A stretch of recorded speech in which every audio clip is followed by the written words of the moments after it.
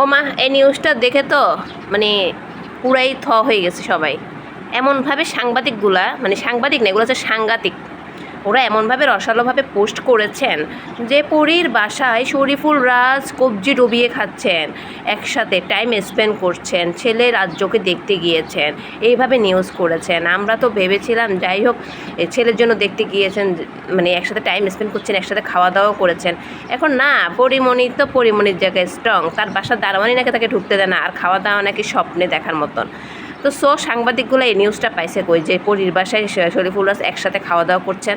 হ্যাঁ, মানে এই ধরনের নিউজগুলো দিয়ে দিয়ে আমরা বিভ্রান্ত হয়ে যাচ্ছি। কী রে ভাই, শরীফুল রাজ খাওয়া দাওয়া করেনি, আপনারা খাওয়া দাওয়া করিয়ে দিলেন। শরীফুল রাজ রাজ্যকে দেখতে গিয়েছিল কিন্তু তার বাড়ির দারোয়ানে ঢুকতে দেয়নি, আপনারা টাইম স্পেন্ড করছেন এভাবে লিখেছেন।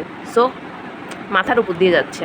তারপরে আসেন পরিমণি নিজ থেকে শরীফুল রাজকে ডিভোর্স দিয়ে দিয়েছেন, সেটা সবাই জানেন। কিন্তু একটা মেয়ের তার বুঝতে হবে, তার অলরেডি 4টা বিয়ে হয়ে গেছে, শরীফুল রাজ 5 নাম্বার বিয়ে ছিল।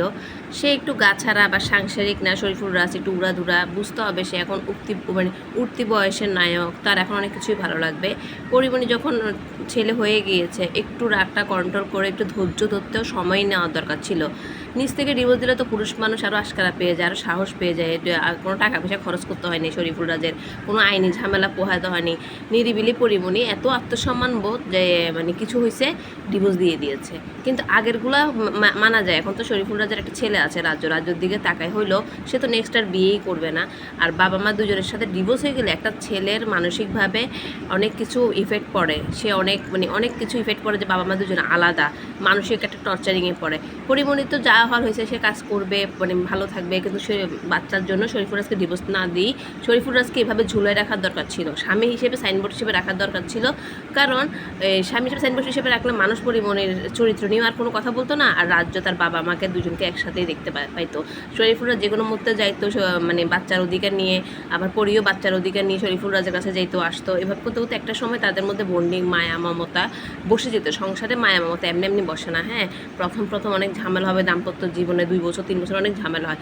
একটা সময় একটা পুরুষ মানুষই একটা মেয়ের প্রতি নির্ভরশীল হয়ে যায়, একটা মেয়েও হাজব্যান্ডের প্রতি নির্ভরশীল হয়ে যায়। পরিমণি নির্ভরশীল হয়ে যেত, আর শরীফুল রাজও একটা সময় বুঝতে পারতো যে মানে ছেলের মায়া, ছেলের কথাবার্তা যখন পাকনা কথা বলতো, বাবা আমাকে একসাথে দেখতে চাইতো, একসাথে টাইম স্পেন্ড করতো, শরীফুল রাজও সাংসারিক হয়ে যেত। তখন তার পুরো ফোকাসটা থাকতো পরিমণির উপরে আর বাচ্চার উপর। আরেকটা বাচ্চা হইতো, সুন্দর, ধৈর্য ধরলে অনেক কিছুই কিন্তু সুন্দর হয়। আসলে আমরা মানুষরা ধৈর্য ধরতে পারি না, আমরা অল্পতে ক্রেজি হয়ে যাই, অল্পতে রিয়েক্ট করে ফেলি। আমি মনে করবো আপনারা এটা থেকে একটা শিক্ষা নেন, সংসার জীবনে যাই কিছু হোক, অ্যাটলিস্ট ডিভোর্সটা নেবেন না। সংসারে অনেক ঝামেলা, অনেক কিছু হয়, এটার ধৈর্য ধরেন। একটা সময় 4 বছর 5 বছর 10 বছর পর হলেও ঠিক হবে।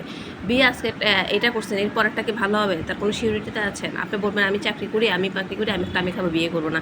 আর একটা সময় মনে হবে যে বিয়েটা করার দরকার, বিয়েটা প্রয়োজন, সামাজিকতা বলেন, নিজের চাহিদা বলেন, সব কিছু মিলে বিয়েটা করা মানে করতে হয়, মানে করে মানুষ। যতই বলুক আমি বিয়ে করবো না, আমি নিজেরটা নিজে চলতে পারি, বৃদ্ধ বয়সে বলেন যে হোক, একটা লাইফ পার্টনার দরকার হয়।